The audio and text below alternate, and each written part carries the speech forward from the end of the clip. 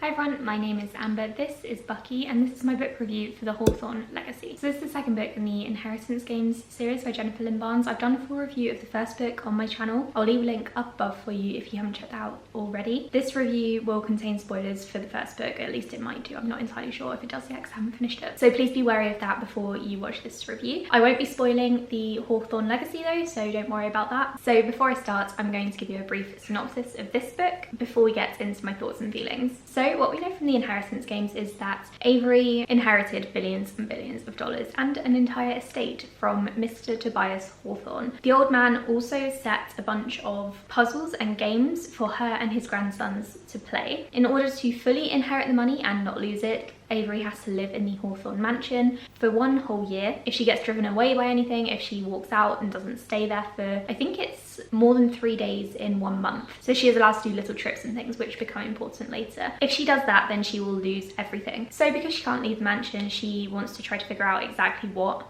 Tobias Hawthorne was doing. Why did he leave that money? Because she's not related to him in any way as far as she knows. However, she did once meet Tobias Hawthorne's supposedly dead son in a park where she used to live. She thought he was a homeless man. She played chess with him and she often won. She thought his name was Harry, but his name is actually Toby, and he was presumed dead years and years ago, back when he was a teenager. So that's what you find out at the end of the first book, and then this book, the Hawthorne Legacy, picks up where the first book left off. So Avery is perhaps growing feelings for a couple of the Hawthorne brothers, Jackson and Grayson in particular, and Avery is still trying to find out what exactly Tobias Hawthorne was up to, and she wants to know why his son found her where she used to live and played chess with her and pretended to be a homeless man. Like, that's weird. And of course, because Avery is now a multi-billionaire, people are trying to kill her because they want her money, they want her estate, they want her power, people want her dead. I am loving this series. While it's not an all-time favourite for me, I'm giving each book 4 stars consistently because it's just so well written. I think Jennifer Lynn Barnes has really found her niche with thriller books. I've read a few books by her in the past. Her paranormal debut was not very good. It's called Raised by Wolves and I didn't really enjoy it. But I did read The Naturals, which is another thriller, which felt a bit like a sort of spin on Criminal Minds or CSI, and I loved that one. I really think that thrillers are the way to go for Jennifer Lynn Barnes. I think she does a fantastic job with them. So after I finished the Inheritance Games, I had been craving the sequel for months, and then finally it was uploaded to NetGalley. So thank you to the publisher for providing me with a free review copy to a review, and as soon as I got it I had to dive straight into it because I had to see what was happening next, although I was a little bit nervous because I always worry that middle books in a series, I think this is going to be the middle book of a trilogy, middle books in a series always throw me a little bit. Sometimes they're kind of filler books and I don't really feel like they're necessary for the story. Other times it feels like the author starts off with a really strong book in the series and then doesn't really know where to go from there. This book didn't have either of those problems, I don't think. I did see some reviews on Goodreads that said that it felt a bit like a thriller and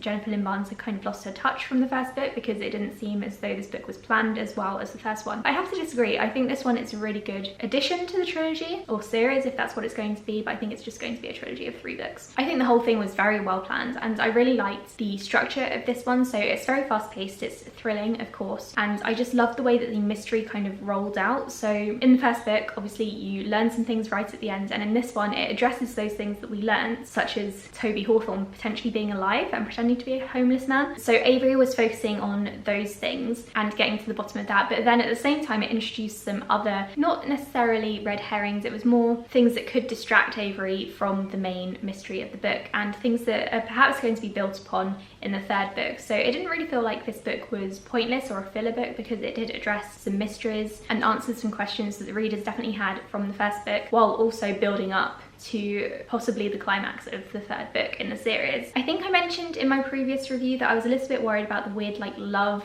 pentagon that was going on with Avery and the Hawthorne brothers. Fortunately for me and for everyone else involved, it's only a love triangle, and while I don't love triangles, this one didn't really bother me that much. I honestly thought we were over love triangles in YA and I don't tend to love them, but this one, yeah, didn't bother me. I actually quite enjoyed it in some places as well, which is very unusual for me. I don't really like romance in YA anymore because, you know, I can't really relate to it at this point in my life, but I really did enjoy the love story or the romances in this one. Avery, like I said in the beginning, has some feelings for Jackson and for Grayson for different reasons for each, and in particular I really liked Jameson, even though he does have have the silliest name out of the bunch. The only thing I will say is that for him to be a proper love interest, I would like to see his character developed a lot more in the sequel to this, in the third book in the trilogy, and I do worry that that's going to be a little bit too late. I really don't think he's fleshed out enough for my taste, especially to ship him with the main character. It's just not really a relationship that is built on much, and while I do think he's an interesting character to read about from Avery's point of view, as a standalone character, he's got nothing going for him. And Grayson has a little bit more going on, but I don't really like him with Avery for various reasons I won't go into because they're spoilery. But he's definitely a more interesting standalone character in his own right, whereas Jameson is just kind of there and is being funny, and then Avery also likes him. So not the best, but it's definitely not a negative either for the book, I don't think. So while I didn't really like Avery and the romance between her and the brothers, I did enjoy reading from Avery's point of view and reading about what was kind of leading her to have feelings for these brothers. I think it was really interesting to read from her point of view and see where she was coming from and seeing how certain things were affecting her in certain ways, whether it's romantically or not. I think what I particularly liked about the Hawthorne Legacy was how much of the mystery was left resolved or unresolved. I think the author told us just the right amount of information to keep us interested, and so it didn't really feel like she was just dragging us along and throwing all these red herrings everywhere, because that can get quite annoying, especially further into a series. It's understandable in the first book in a trilogy, I think, but once you get to the second book, you do want to see some answers, and Jennifer Lynn Barnes definitely provided those for the most part. I think she was able to give us just a little bit more at the end to satisfy us, but then also there were moments where I was like, wait, there's more